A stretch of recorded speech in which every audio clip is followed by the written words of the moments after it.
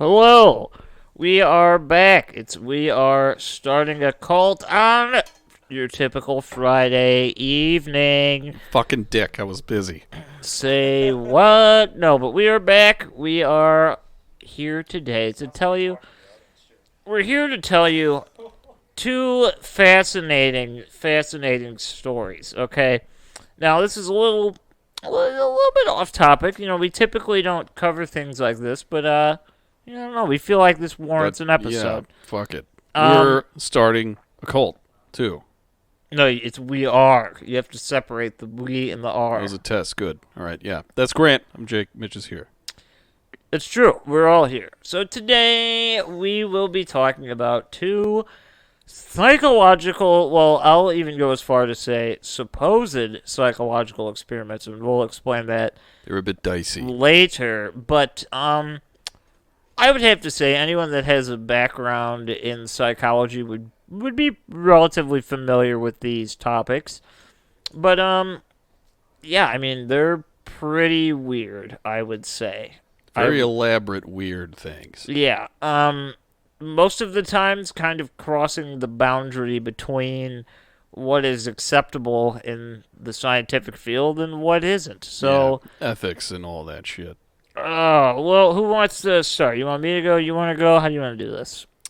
We each got one, so lay it on me, Buster.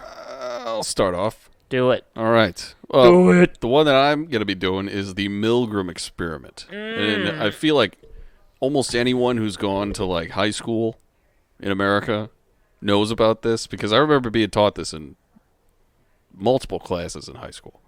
It was a like shock therapy thing. Anyway, let's get into it. The Milgram Experiments. They were a series of psychological, social psychology experiments that were conducted by Yale University psychologist Stanley Milgram. Makes sense. That's where the name came from. And the goals of the experiment was to observe the willingness of men from all walks of life to obey an authority figure who instructed them to perform acts conflicting with their own personal conscience, right? So it's about cunnilingus? Yeah, something like that. It could be, depending on how they felt about it. But really, it was just like following orders. Getting into that. I just want to point this out before we go in. I know everyone out there is probably familiar with the idea of electric shock or maybe even electric shock therapy. But I think it's important to note that just because it sounds outdated doesn't necessarily mean that it is. Electroshock therapy was common in the United States up until the 80s. Really? So that is not that long ago. I'm not saying it happened every day, obviously, but it was practiced. It was a thing that, it was a tool in the bag of medicine, and they used it. They did. It got its miles. I know that's kind of weird to think about, but it's just true. Sometimes, fact is a little bit stranger than fiction. And I mean, this isn't electric shock therapy, but there's some weird fucking things in here that go along with electric shock therapy. It's true. Yeah. So it's all about the whole experiment was about authority, what people do in that situation when there's a figure telling them to do something they might not necessarily agree with. Now, these experiments, they began on July of 1960. Here, what was it? 1963, I believe. That's way before the Summer of Love. Way before the Summer of Love. Maybe not way before, but they were planning it 1961. Still. Ooh, even 61, July of 1961. Even further away. Yeah. How sad. Yeah, and this, there was a reason that it was about authority and following orders and stuff, because 3 months previous to when these experiments began, the trial of German Nazi war criminal Adolf Eichmann, I think it's Eichmann, it's Eichmann. Yeah, probably. Yeah. His trial started Troy Aikman, the sports announcer. I saw that out there, John, and I was thinking that should have been a first down. Yeah. That's what they were talking about in the court that day. Yeah, in Jerusalem. Yeah. In 1961. And after reading a lot of the updates from this trial for months, Milgram devised a psychological study in an attempt to explain the psychology of genocide and possibly answer the popular question at the time in the headlines: could it be that Ekman and his millions of accomplices in the Holocaust were just following orders? Yeah. Could it be? I mean, probably, at least to... I mean, the way I think of it, I think back to my days in high school. And I mean, I know in a school setting it's much different than in war or in Nazi a country Germany? setting. Yeah. But, I mean, I was thinking about a time when I was a senior in high school, so I was 18. And I cannot tell you how many times I had to just color pictures. Because that's what the teacher was killing time. And it was like, color this picture. And I mean, it was, when you really think back on it, it's like, I'm an adult in this situation. And just because someone with more authority than myself told me to do something, I did it. It's true. And, you don't even really think about it. You don't think twice. It's just like, well, that's what they want. So Did you have those teachers that would, like, grade your coloring? Definitely not in high school. No. But, in like elementary school, yeah, I don't. B-, lobsters are not orange. It's Grant. like, how It's like there wasn't a red crayon. How about you just let me be creative? I want an orange lobster. I remember in middle school, we got to color a hound dog, or some kind of dog. Do you remember the book we read? I can't remember what it was. Where the red fern grows. Yeah, Bloodhound, bro. Yeah, we could get extra credit for coloring in like this dog, and the teacher was just like, really, because I made it gray. And she was like, really? So she threw it away, and I didn't get extra credit. That's all right. That's so stupid. That was... I know... What were the other ones, like tie-dye? At least yours was, like, realistic. I know if David's out there, this is a story David will remember. We were taking I-step tests, and this was in 8th grade, so that was, like, the last year we did it, I think. Yeah. And we were done, and we were in our homeroom teacher's room, and we had nothing to do. We were just killing like an hour. So we were sitting there. And he was a huge like Minnesota Vikings fan. So I was just like sketching this picture. And I tried to just trace the logo of the Vikings. Yeah. And I was done with it. I gave it to him. I was like, do you want this? Because I don't want it. And he was like, this is terrible. And he just threw it in the recycling bin. Like, in my face. He was just like, this is terrible. And just threw it away. Oh. That was the Molding ego check young that minds, I needed, though. No one up to that point had ever been like, your drawing skills are disgusting. Like, this don't is bad. draw. I'm not going to... What, do you want me to hang this up? No. Yeah, It's such a dick move. it was the ego check that I really didn't know I needed, but now I appreciate it. There you go. It sucked. It was Full bad. circle, yeah. He was fat. The horn was fucked up. It just looked brutal. It was miserable. Nothing like him. It was bad. Anyway, yeah, they're trying to figure out what was going on over there in the Holocaust psychologically. So these experiments, they were conducted in the basement of the Lindsley Chittenden Hall of Yale in the basement. Each session of this experiment involved 3 individuals, right? The experimenter who ran the session, the teacher who was... they were always the volunteers, so they ended up being the teacher in the situation. They chose to take part in the experiment and were led to believe that they were assisting the experimenter when in reality they were the subjects themselves. And the learner, who was an actor who would pretend to be a volunteer and would ultimately be the learner. How scandalous. That is just that's the old switcheroo if I've ever seen it. Experiment begins before you even know it. That's how that's when you know it's going to be a decent experiment, though, because when you really don't know, there's no way you can influence that situation. It is true, but this is where like all the ethical shit came in afterward. They were like, oh, that might not have been okay. Ethics schmethics. This is 1961. We don't care. Cigarettes were healthy at this point. They were almost. Right. They were recommended. Yeah, the doctor was like, if you want to have a good time, smoke a pack of these bad boys. Now it's a very different time. Yeah, it's a very different time. But all right, so the subject and the actor, they would arrive together to the session, like at the same time. So they saw each other. Everything was, they was like, hey. And they were told that they were taking part in a scientific study on memory and learning.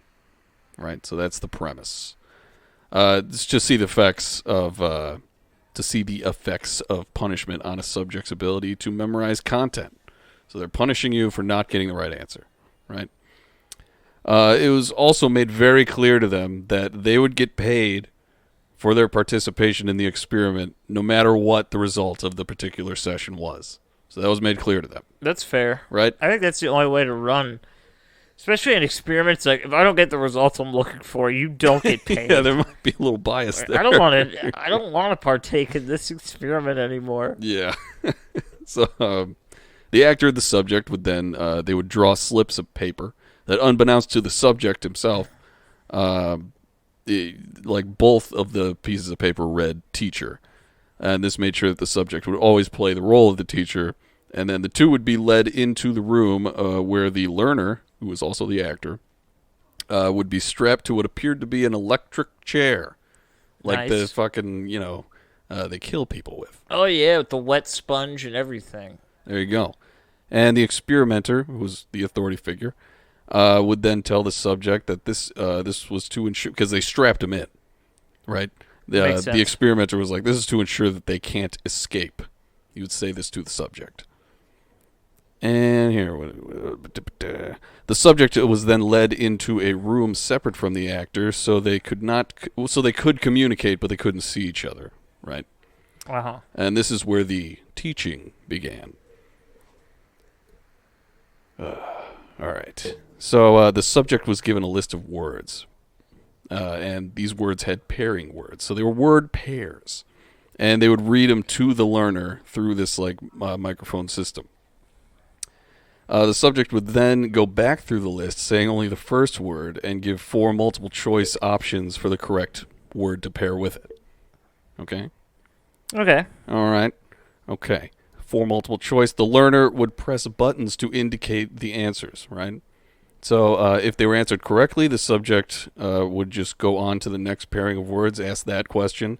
But if the answer was incorrect, the subject would press a button, supposedly administering an electric shock to the learner, starting at 14 volts and increasing by 15 volts. No, sorry. It started at 15 and increased by 15 for each wrong answer. And this went up to 450 volts. That's a lot of voltage. That's arguably too many volts. That's a lot of damage, to quote the Flex Seal guy. That is a lot of damage. So the shock generator was also marked with the phrases slight shock, and then on the highest one, danger, severe shock. Okay. Which is, that makes sense. It's a nice warning to have, perhaps. There you go. And the subject believed that they were administering real shocks to the learner, when in actuality, for each level of shock, the actor had pre-recorded verbal reactions to them that could be heard by the subject without any shock actually being administered. Right? So they got this whole ruse going. And after the 10th shock, after they were, getting into it, after the 10th one, that's where a recording of the learner would play asking them to please stop. All right. It's like, you got to stop, you got to please stop. When the highest voltages were reached, I think around 300 volts, that's when the learner would stop responding. They're just dead.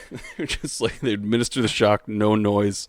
Very daunting, very dark. It's like those people that record sound effects for movies and TV. They should have just hooked up battery jumper cables to a stake and just let it do it, then played that noise. No reaction. It's oh I my hear God. sizzling. It It smells good. What is that? Why the screaming? Some garlic and butter in there. But all right, so the experiment also factored in possible hesitance that the subject may experience throughout the process. Naturally.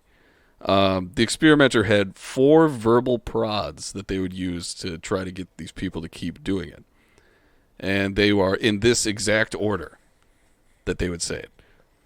Please continue, or please go on. And then the second one is, the experiment requires that you continue. Number 3, it's absolutely essential that you continue. And then number 4, you have no other choice. You must go on. So if the subject, who is the teacher, ever had any reservations and turned to the experimenter, who was the authority figure, they would have to say, the experimenter would say these things in that exact order. And if at the end of those 4 things being said, they still wouldn't do it, then the experiment would be over. Right? All right. I feel like that's fair. Yeah. It's like an Easter egg in a video game. You know, it's like not, you just have to be persistent. they don't tell you about it in the rule book. They're not going to tell you, but if you happen to stumble upon it, the answer is way more simple than you ever thought it would be. It's like just keep saying You no. just had to say it 5 times. Like, realistically, if you knew that information going in, you could just say, I don't want to do it. I don't want to do it. I don't want to do it. I don't want to do it. I don't want to do it. All right, I'll see you tomorrow. It's like Will Ferrell's character in fucking what is it? Austin Powers, where he's like, "Please don't ask me 3 things. Oh, Please don't ask me that 3 times. I have to say yes." Mm-hmm. Oh. Pretty much that's you. If you knew that, the experiment would be over. But it's funny that rule is in place because it's so simple to get out of. But I mean, when someone looks you dead in the eyes and says, "You have no choice. You must continue." Yeah. It has to be a little rattling, perhaps. Coming from an authority figure, that's the whole thing. I could imagine that would not be fun to hear that. Yeah, definitely. But that's okay. So right, if the subject refused to continue the experiment after all 4 of the verbal prods, the session would end. Otherwise, the 450-volt shock would be administered 3 times in a row before the stopping point was reached. Ooh. So if people just kept going, they would do like 3 lethal doses of voltage to these people. Nice.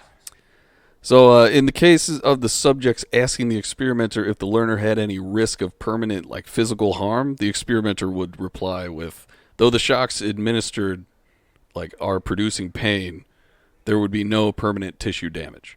So please continue. Like cool. that would be the answer. And if the subject addressed the fact that the learner may want to stop to the experimenter, because after the 10th shock, they're just like, "You got to stop, please." The experimenter would reply that whether or not the learner liked it, they had to complete the word pairings correctly. So please continue. You gotta listen. So that's that's the whole deal. So yeah, it goes on. So that was the experiment. That's like all of it laid out, right? So those are the parameters. That's everything.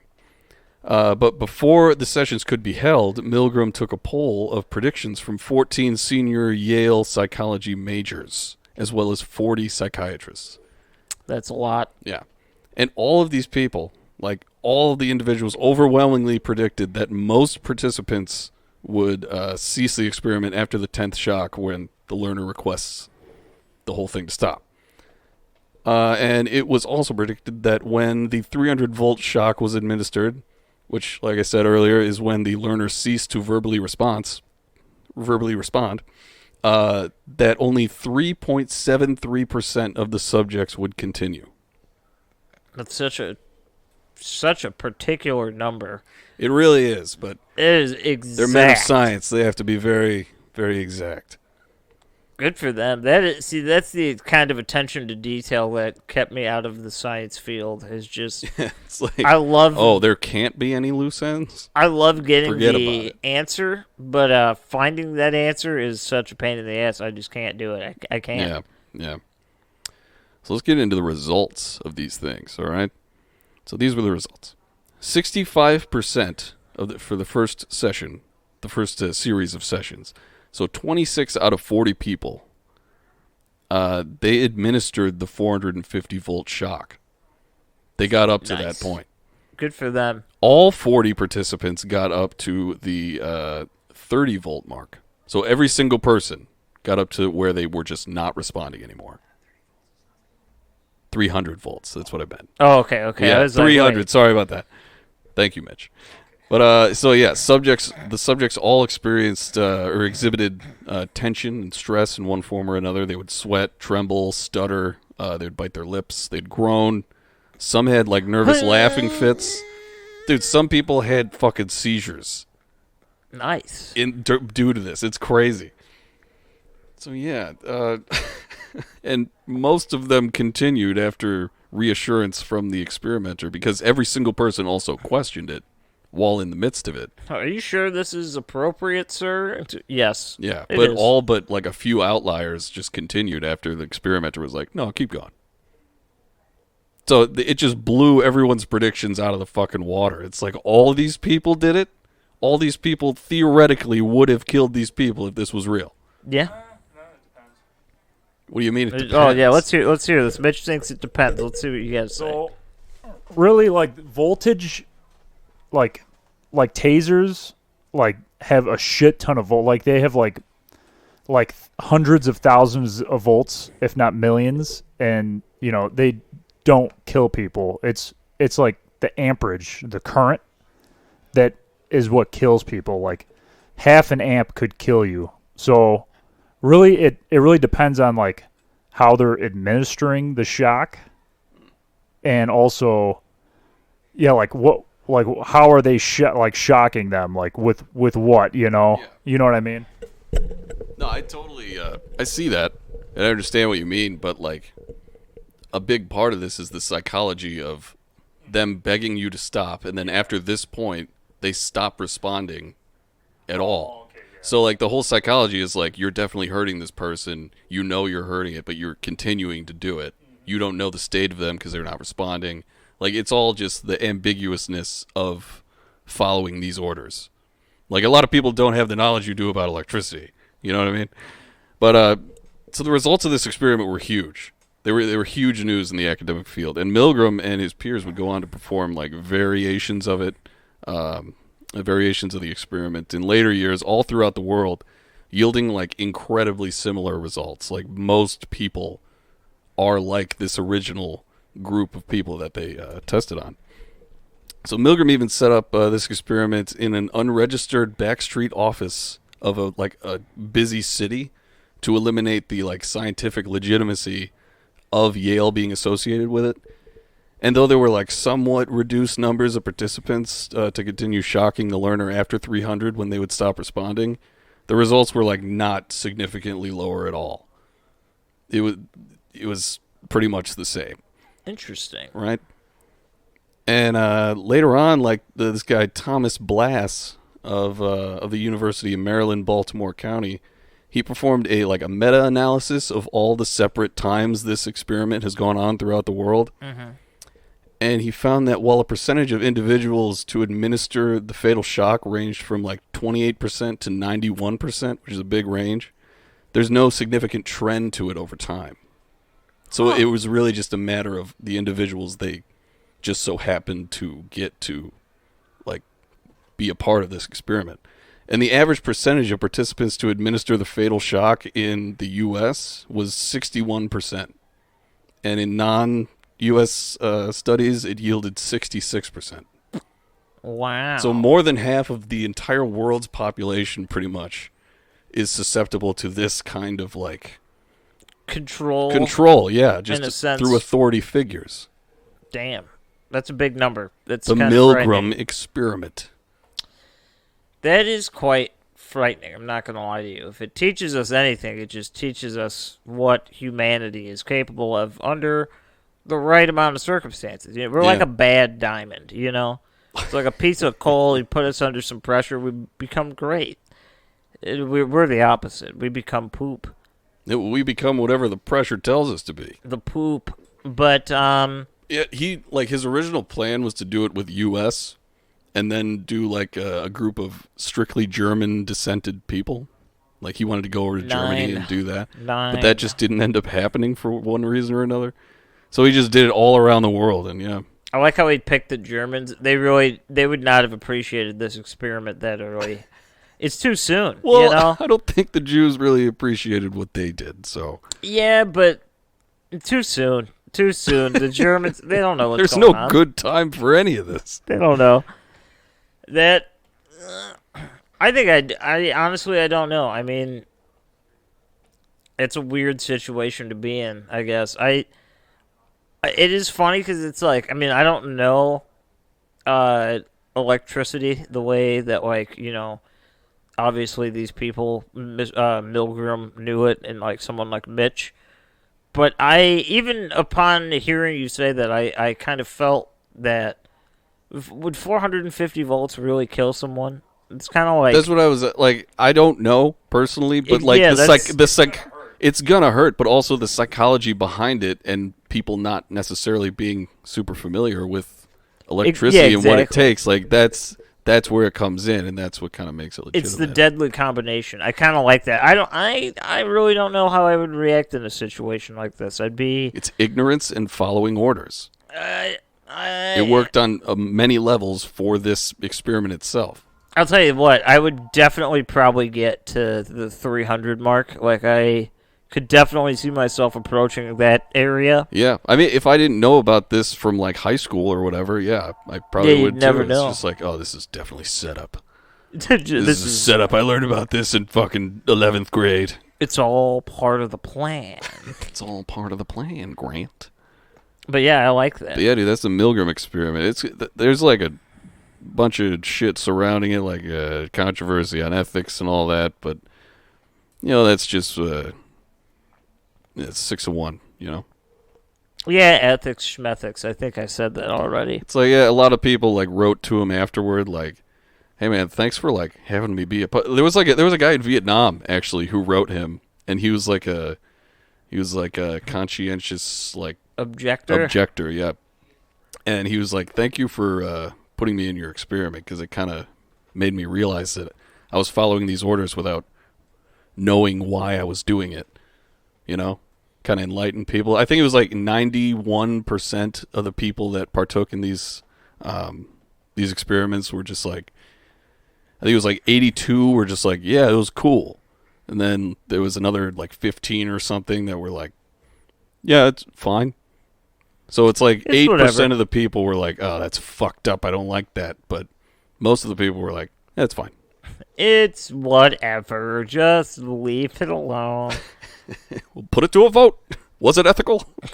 What do you think? I think it was ethical.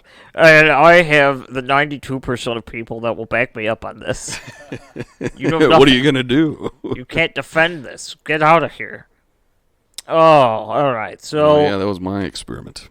All right, so we have the Milgram Experiment. Next, we will talk about, funny enough, a slightly similar psychological, I don't really, we'll call it a psychological experiment. Yeah, and I want to take this second right before you get into it to thank Tracy for giving us this idea to talk about. Yeah, thank you. Thank you, Tracy. It was very sweet of you. It was and is. We're doing it.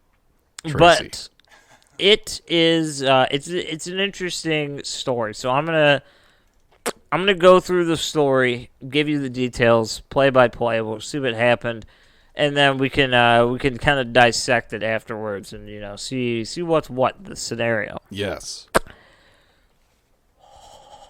August of 1971. Students in the Stanford area. This took place at Stanford University, which, fun fact, I don't know if you guys are aware of this, but Stanford's mascot is just a tree, and they're just the Stanford trees. Like, I think that's kind of adorable. I think it is beautiful. I like that a lot. That's awesome. But yeah, in the student flyer, there was a ad in there for $15 a day to partake in a 2-week overnight, all day, every day experiment. Now, that would transfer to roughly $93 a day today. So that's not bad. If my math is correct, we're looking at around $1,400 for 2 weeks. I'd do that. And in this time, yeah, you wouldn't be paying for food or housing. It's part of the experiment. You have to go somewhere and do something. So you got 2 free weeks. Make some money. They had a ton of people sign up, right? They whittle it down and they select their 18, okay? So now the experiment can begin. The Palo Alto Police Department rolled up to all participants' houses and arrested them, took them out of their house or out of their job or whatever they were doing and brought them down to the station. That's where they were fingerprinted, mugshots, they were booked, regular going into jail situation. Okay? Just one question. You might answer it later, so Mm-hmm. tell me if you do. But were they told that that was going to happen? Yeah. Okay. All right. I was going to say, like, did that just happen? Yes. Did people lose their jobs and shit? No, absolutely. This was something that they were aware of. Okay. All right. I'm not sure that they knew, like, the time that it would happen, but it was like, you're going to get It's arrested. like, at some point, this is going to happen. Yeah. So they do all that. Then when they are officially done being booked, they are blindfolded and put in the back of a car and driven to Stanford, where in the basement they made a makeshift prison. So what they did, it's actually kind of badass. There's like full videos and pictures online. They put up signs. They pulled doors off of hinges and replaced them with bars and secured doors. They draped everything off to get rid of that feel of a building. You know, they wanted it to feel very tight and weird and prison-y. Make it bad.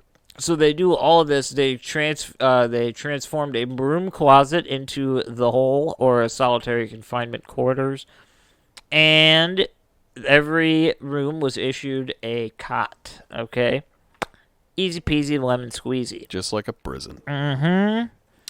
So, how did they build this? Well, on the committee of people that were working on this project was a man who spent 17 years in prison. And his sole purpose as being part of this experiment was to help educate and simulate the prison experience. He's the expert. So he wanted them to essentially, make sure it felt real. They wanted them to have that element of fear and not knowing. That was his role, okay? Fun fact. This is interesting. Keep this in mind. They offered people different roles, because they needed guards and they needed prisoners. And since there was 18, they needed 9 and 9. Not one person of the 18 involved wanted to be a guard. They all wanted to be a prisoner, because their response was that everyone hates prison guards. Why would we want to be a prison guard? Like, they're terrible. Have you ever seen a movie like it? They just get shit on. Everybody hates their existence, Yeah. So nobody wants to do it. So supposedly, this is what happened. They flipped a coin for all 18 to decide who would be a prisoner and who would be a guard. This is where the experiment officially began. So they divide them up. The 9 prisoners are stripped completely naked, all together, and sprayed down with a hose, cleaned off with antibacterial scrub. Then they are given a prison garment, which pretty much just looks like a nightshirt. It's like a long shirt. Yeah. A stocking that is to be worn on the head at all times. A number was assigned to them, because they were not to be referred to by their names, only their numbers. Okay? And there were also a chain with a lock was put on one of their ankles. And this is kind of fucked up. It's really psychological warfare, because the point of this was that it wasn't tied to anything. They weren't, like, chained to anything. But the point was so that anytime they'd look down, they'd remember where they were. And then they left it on overnight so that when they would roll over in their sleep, the chain would hit against their leg and it would wake them up, and they would realize that they're in prison. So it was a big middle finger to all the people. It's a lot of thinking for some evil shit. Uh-huh.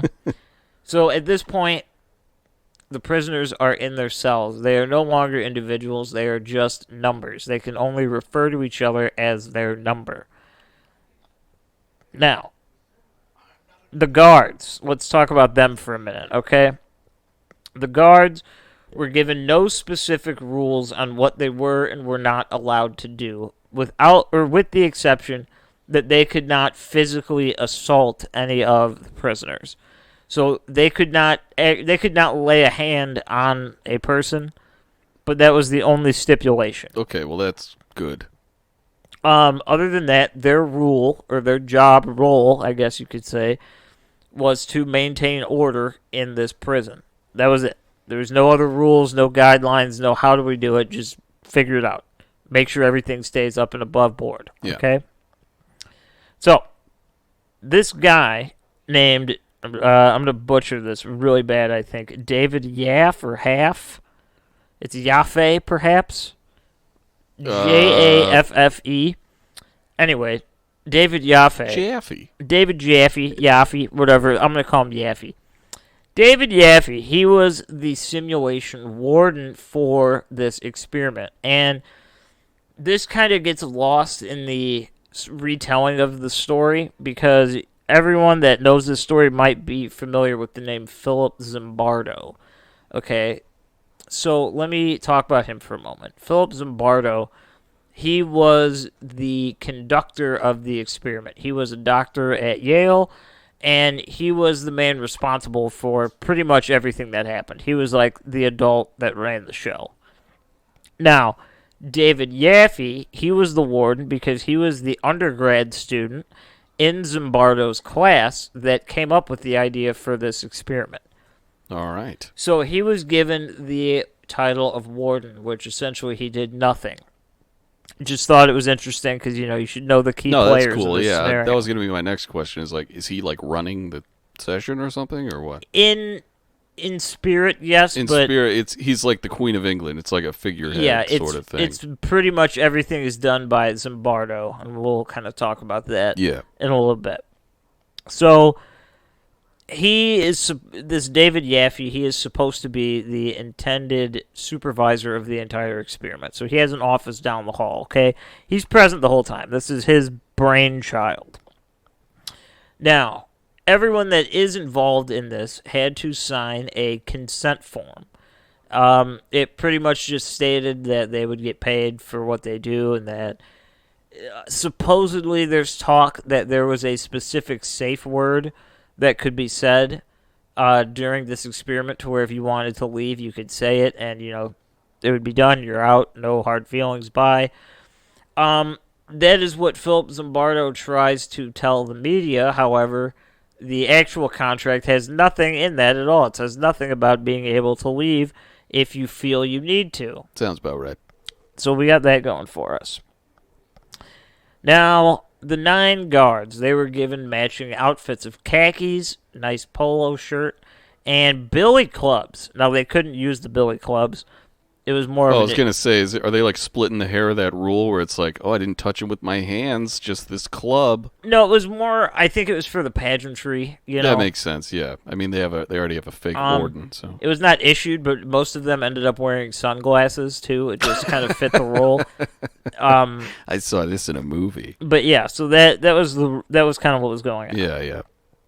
So, on the first night, we have this weird little flux of power, okay? I mean, the guards are in charge, but they're really, in reality, outside of this simulation, they are just peers to the prisoners. They all go to school together. They're all roughly the same age. So it's kind of interesting. We're going to see what happens here. So, at 2:30 a.m. on the first night of the experiment, the guards wake up all the prisoners with a loud whistle and force them to come out of their cells and recite the number of every inmate in the prison. Okay? So they do that. Then they make the prisoners all do push-ups. And this was the early stages of figuring out ways around that rule of no physical harm. See, the rule doesn't say that you can't make them do things. The rule just says you can't touch them. So, as their form of physical punishment for misbehaving, they were forced to do push-ups and other things that we'll see later. So this was 2:30 in the morning, first day. Yes. They're already and no one told them to wake these people up. We decided to? can discuss all of this at the end because I don't want to spoil anything yet. I'm jumping ahead. No, you're fine. I get it. We got questions. Don't worry. So, that happens, right? On the second night, there was the riot.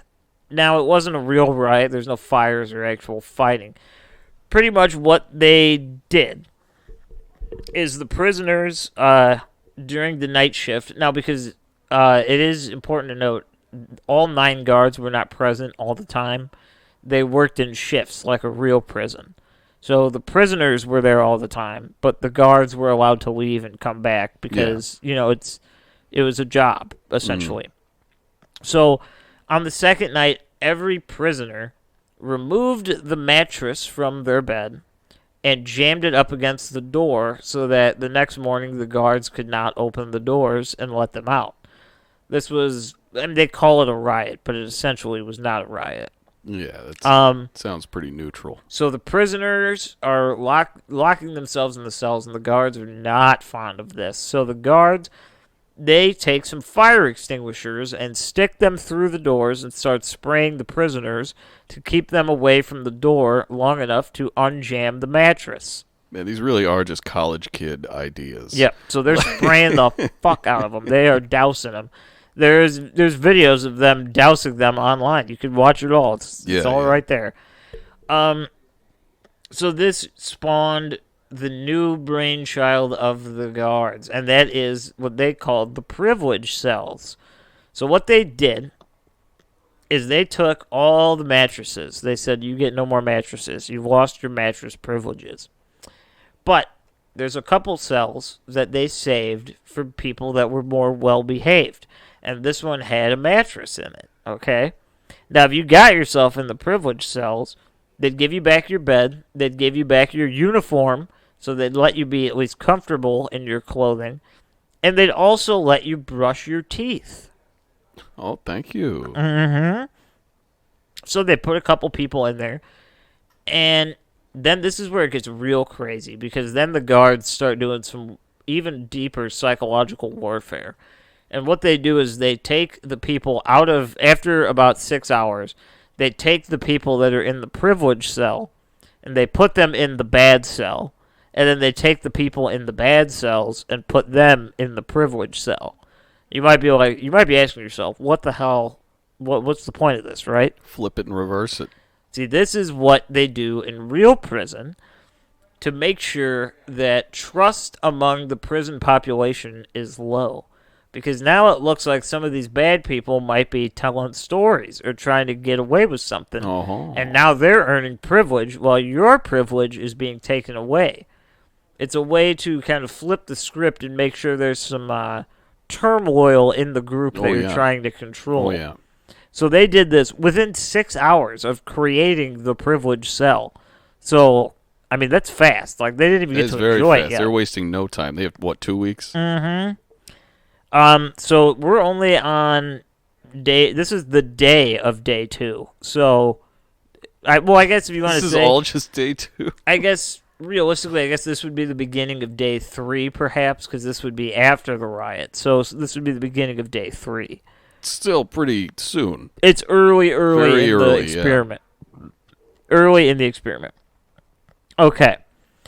So, after the first 36 hours, prisoner number 8612 was suffering from perceived emotional issues. He was crying and wailing and bawling his eyes out and just having a really not good time. He was begging to go home. I imagine that doesn't go over well in real prison. So, what did they do? They threw him in solitary confinement. They put him in the hole overnight. And then in the morning, when they went to check on it, number 8612, they found that he was not any better for the wear. He was still very upset, and he was not having a good time. And out of fear that this might cause, issues down the road, they let prisoner number 8612 leave the experiment after only 48 hours. Really? So he's gone. He was able to leave. Now, this is when they opened visiting hours. See, they're trying to simulate like a real prison. Yeah. So they got the Expert 17 veteran, yeah. Oh, yeah. So they want your family to come in and visit you. So family and friends show up, and they keep this real tight. Like, you go in, there's someone there to greet you. You sign in, they make you wait 30 minutes, and then you get 10 minutes, and that's it. Then you're done. Visiting's over. Yeah. So the parents come in. Now, a lot of these people are really not happy with this experiment. Like, they're kind of freaking out. The families or the people in the experiment? Oh, the family. The family is very against this experiment. They're like, well, this is not appropriate. This is kind of bad.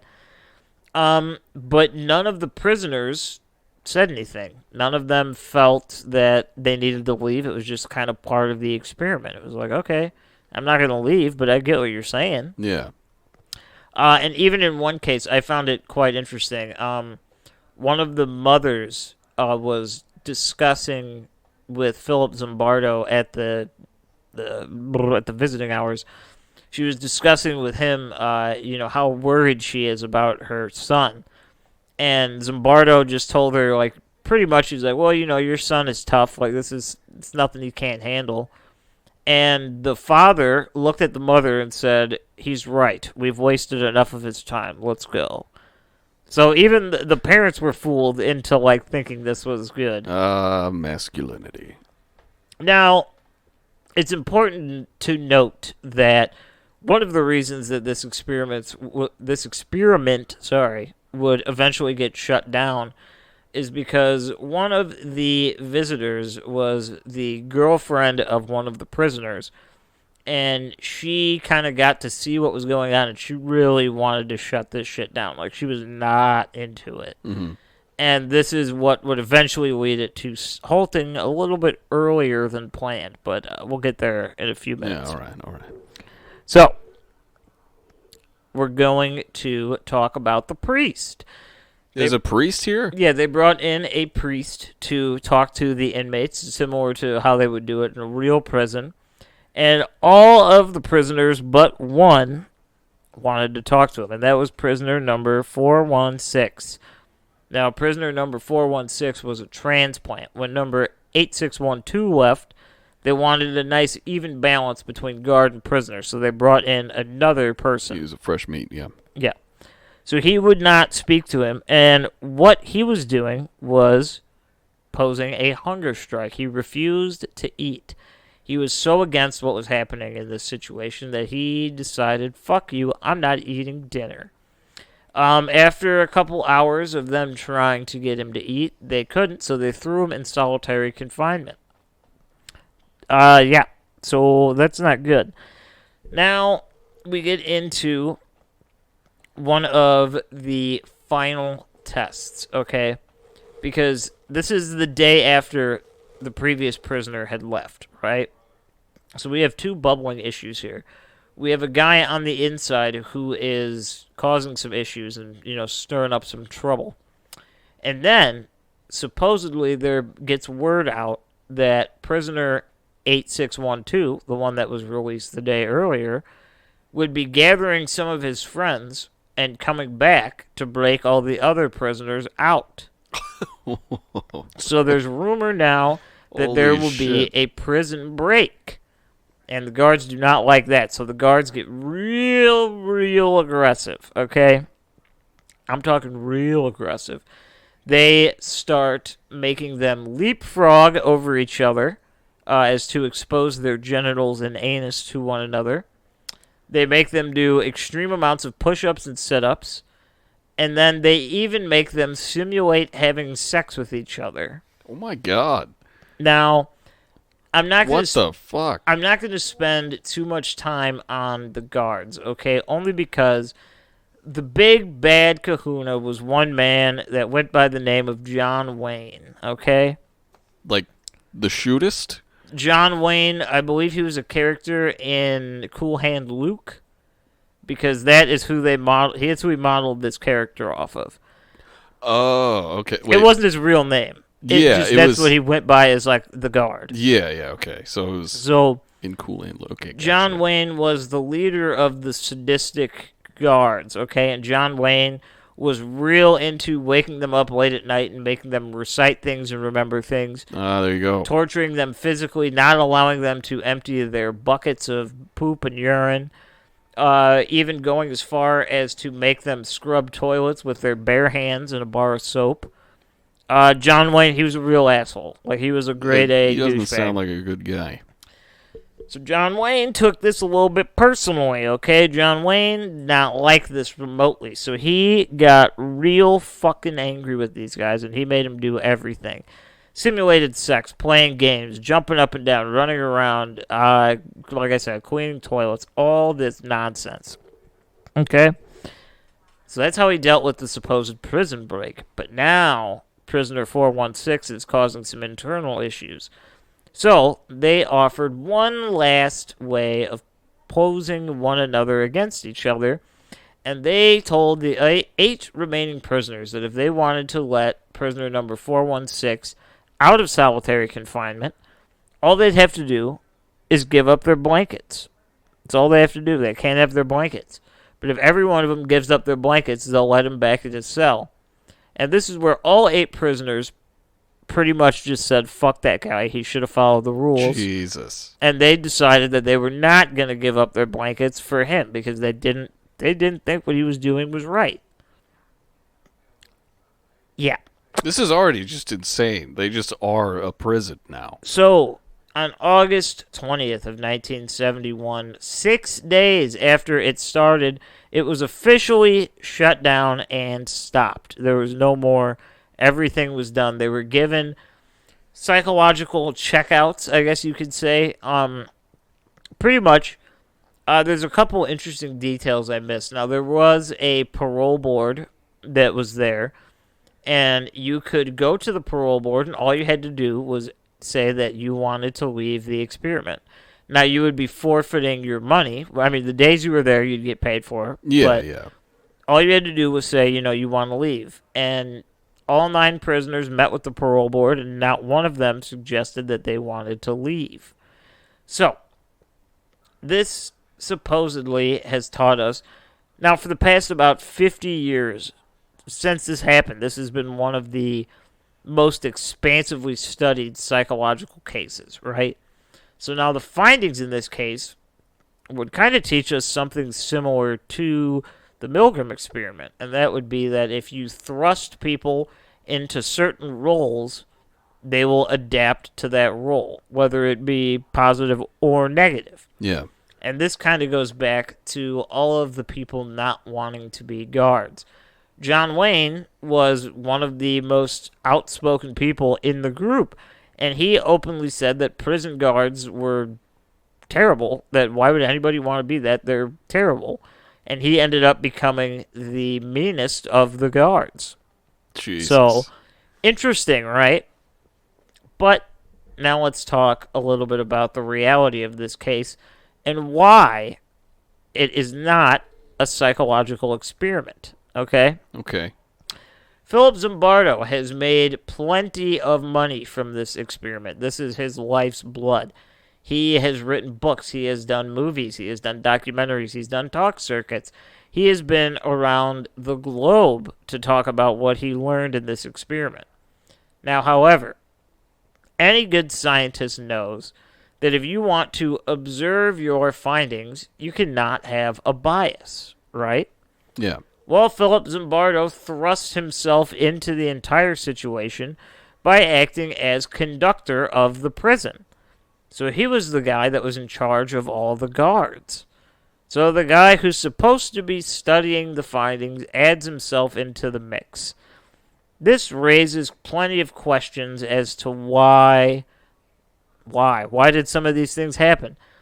Well, all 9 of the guards have openly admitted throughout the years in documentaries that Philip Zimbardo really pushed them in certain directions, pointing out that they should be doing this, or that if they can't think of a solution to this, maybe they should try this instead. So he is not letting the experiment run smoothly. He's pigeonholing them into doing something. Now we get into even more interesting situations. Prisoner number 8612. He faked it. He faked the whole thing. None of it was real. He like openly... that was a guy who didn't eat, right? No, this is the mental breakdown Oh, guy. that guy, okay. He faked the whole thing. He openly admitted that he got really tired of it. He was not having a good time, and the money just simply was not worth it for him to stay any longer. And instead of looking like a coward and just saying he doesn't want to play the game anymore, he decided that he would just act crazy enough until they threw him out. And that's exactly what he did. And he even admits to this day that listening to the audio of his supposed mental breakdown is laughable, and that any actual registered psychologist would be able to know that this was not a real mental breakdown. Huh. Interesting factoid. Very interesting. Then we're going to talk about John Wayne, because John Wayne is the biggest piece of information that we have that would support Philip Zimbardo's involvement in potentially swaying this. So, when asked about his sadistic behavior to the prisoners, he said that it was all a big improv show, that it was a game and he was playing it. And he said he knew what kind of reaction Philip Zimbardo was looking for, and he wanted to see how much he could get away with in this experiment. And the way he looked at it was, what kind of experiment would it be if we didn't push the envelope and see what results would happen? Interesting take. Very interesting take. Seems like experiments have to have a lot of parameters in order to be taken seriously. Yes. So he has said that it is interesting because people that talk about him, the John Wayne, they say that he's actually like one of the nicest people they've ever met. Like he's just a kind man. But But for he's the most brutal prison guard. and yeah, I mean, and he admitted that for the purposes of this experiment, he was told and directed to be slightly more aggressive than he would be comfortable with, for the purpose of eliciting a response from the guards or the other guards or prisoners. Dang. Okay. Now we have one final nail in the coffin that suggests that none of this has any psychological merit to it, and that is because anybody that knows anything about how science works, nothing in science can be taken as fact or even theory until it is peer-reviewed by multiple different people from different backgrounds that are able to assess this work and see that it reaches a fair conclusion. Yeah, other people do the same experiment, all these things. Yes, it has to be replicated, and you have to get similar results in order for it to be a functioning theory. Now, interestingly enough, by August 21st of 1971, just one day after all of the reports, all of the findings, all of the information were given to news outlets as opposed to scientific tabloids or peer review people. So, everything was leaked to the news and the media, and it was printed, and there was this big hype about this weird experiment and how people could do this and how, they changed their behavior only after a couple hours of being put in a role. Well, it has kind of come to the light over the past couple of years that this in no way is any form of psychological experiment. As a matter of fact, most people that like psychology and want to focus on psychology believe that this is actually a very detrimental case because the experiment is not an experiment at all. It's just a big game. It's just cruelty. And you might look at yourself and say, well, what's the motive here? What's the motive? We have two potential motives, okay? Motive number one, the motive that I don't particularly believe is fair, but I want to share it anyway. Let's go. They believe that this is a PR stunt to get people not only interested in psychology, but to get interested in the idea of furthering their education. This was an interesting and dynamic way for them to show that school can be really different and break norms, and you're going to learn things in very, very strange ways, but it's going to have interesting value to your life, okay? It's a weird theory. Is really weird. Yeah. I'm not a fan. It's not like out of the realm of possibility, but yeah, I highly doubt that. Yeah. I mean, like I saw a commercial the other day for pork. Just in general, like no brand names, just like Just you pig. should eat pork. Eat pig meat. It's like there's commercials for this now. I wouldn't be surprised, man. It's a broad stroke, but damn. But yeah, so that's one. Realistically, this is a theory that not many people talk about. I am not in any way claiming that this is similar to an Amityville horror story where it was fabricated for the purposes of money. However, I think Philip Zimbardo probably had some real interest in this test. He wanted to know what was going to happen. But I think he realized that he needed to kind of get the ball rolling to make it happen the right way. And then it got out of hand. So instead of stepping in and stopping it, he kind of let it roll because after this was over, that it became his whole life. Yeah. He is famous for doing the Stanford prison experiment. That is what he's known for. So He etched out his place in history, I he guess. really did. Positive or negative. Now, I will say there's a lot to this story that kind of it's not that it didn't have a purpose, but there's a lot of things that were done that I think were the work of Philip Zimbardo, and that this goes back to what you mentioned in the beginning. On that first night, I kind of find it hard to believe that they would wake them up at 2:30 a.m. for their own purpose. Yeah. I think that was the beginning stages of like him trying to, and I don't think Philip Zimbardo had bad intentions. I think it was his way of trying to get them to accept their role. Yeah, and I mean, yeah, that definitely means because you said the John Wayne guy, like, that was kind of his thing, is like waking them up at odd hours and making them recite shit. Uh-huh. So that means on the first day, like before they even went to bed for the first time in this new role, he was talking to him like, you need to do some crazy shit. Yeah. Like, it was from the get-go. Yeah. And there's a lot of people online when I was reading about this that think that he did this because he's some like sadist asshole that wanted to watch students suffer. I mean, also not out of the realm of possibility, I guess. But yeah, it's valid, but I think realistically, I think just knowing what I know about humans, especially people in college, I think he kind of had to break the ice a little bit, and I think separating two people, like you're a prisoner and you're a guard, yeah, you can say that, but you have to prove that that is your job role. And for the purpose of this experiment, you got to do something big. You're only in it for 2 weeks. Yeah. So you got to come out swinging. And I wouldn't be surprised if Philip Zimbardo kind of egged them on to do this. Like I said earlier, mostly for the purpose of getting the experiment going. To see how far they would take it, Yeah. But that is kind of the reason why this is not technically accepted in most psychological classrooms anymore. And it's because there's so much media and story around it that it kind of loses its academic luster, The amount of variables that can't be, like, reproduced in other, like, experiments of this kind are, like, you can't even name them all. Yeah, like exactly. it was just chaos. He just like unleashed these kids, and like I will say that like at the beginning, it all seemed very like well thought out. It's like, yeah, we're renting this space, we're abducting these people from their jobs, we're gonna do the actual like scenario, like this is what it's like to be arrested and sent to prison and all that shit. They even had like a guy come in who knew what prison was like exactly. They set it all up. Mm-hmm. They had it all, like, it was all very well thought out. But then after that, it seems like it just like took a shit.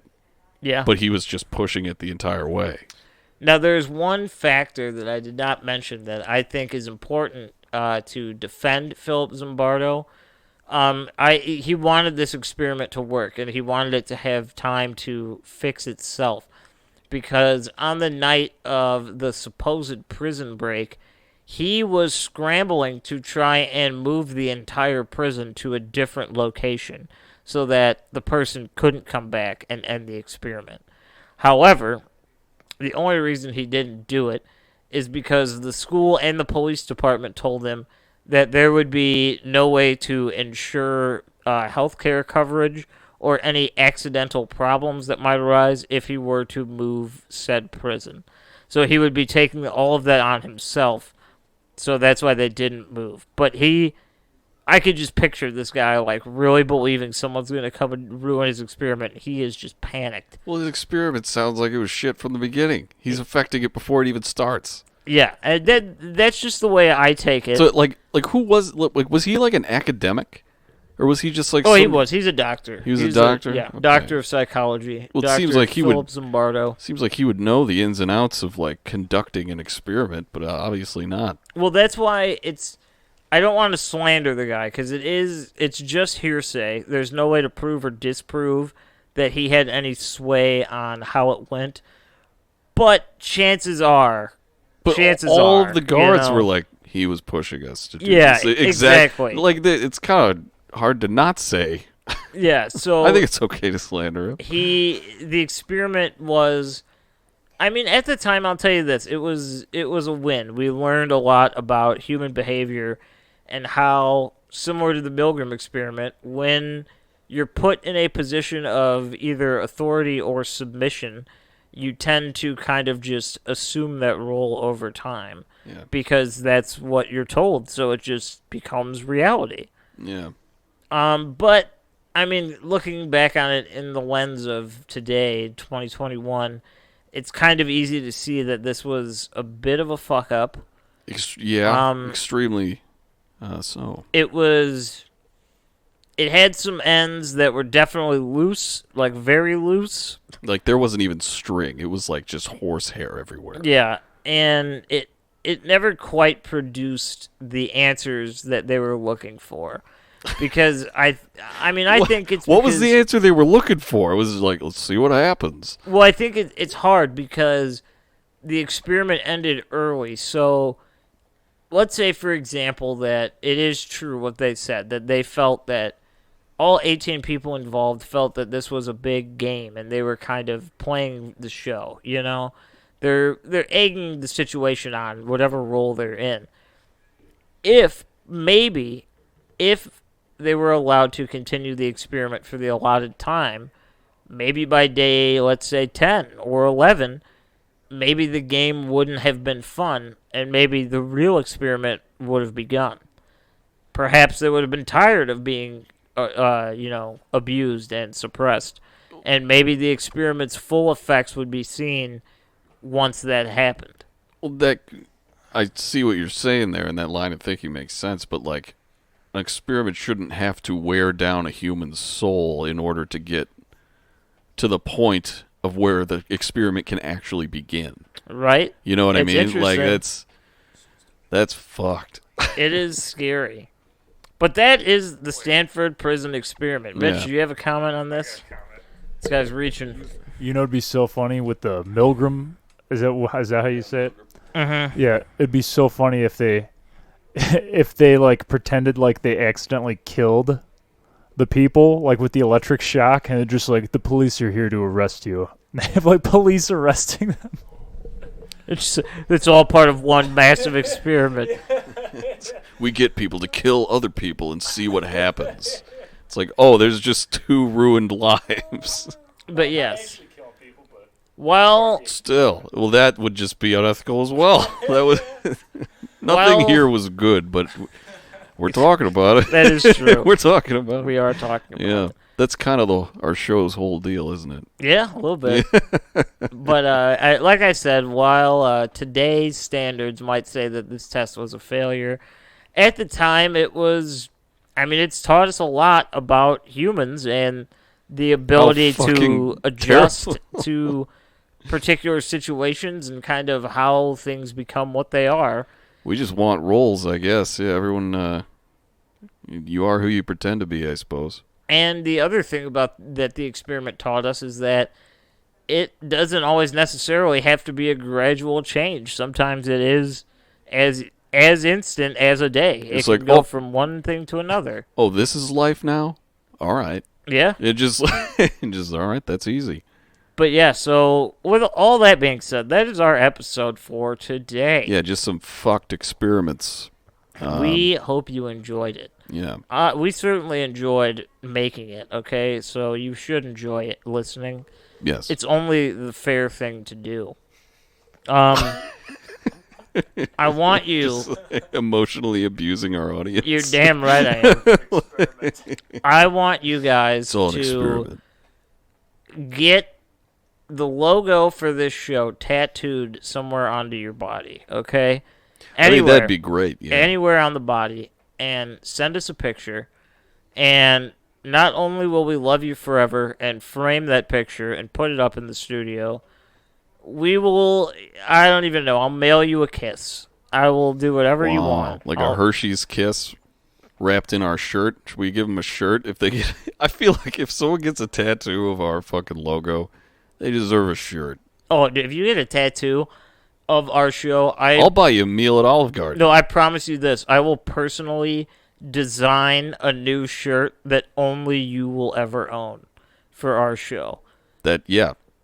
It'll be a collector's item because it will be the only one in existence, and I will design it and everything. I'll even pay for it. I don't care if you're getting a tattoo. I'm cool with it. Oh yeah, I'll go in on that. Think about it. Just think about it. It's marketing for I'll us. give you a pair of. We are starting occult pants. Ooh, it'd be nice. That say Grant on the ass. That's me. Yeah.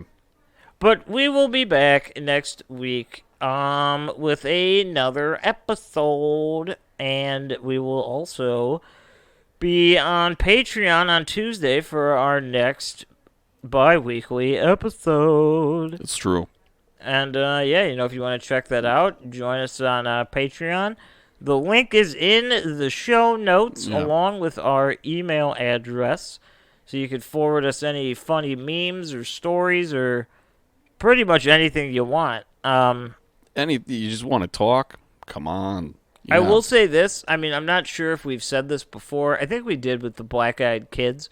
If you have any paranormal stories that have happened to you or potentially even UFOs, I know David might have just seen a UFO, so I'm going to talk to him. We're going to see if we can get the lowdown. Discuss some of that. Maybe put the video up on the internet. We'll see what he has to say. It's pretty crazy. But we'll keep you posted on that. We will. I will say this, if you have any of those interesting stories, definitely share them with us because we would love to hear them and tell them on the show. Then we can say your name. We could leave you anonymous. We could do whatever. Yeah. But either way, every story deserves to be told in a way. Oh, absolutely. There you go. So with all that being said, we are starting a cult. I will see you next week. I love you all. Yeah, it's true. Me too as well. That's Grant. I'm Jake. Mitch was here. Follow us on all the shit. We are starting a cult on Instagram, Twitter, Facebook. I think we might delete the Twitter. We don't know. We're going to decide. There's also a Patreon link below, and our email is startacult@gmail.com. Okay.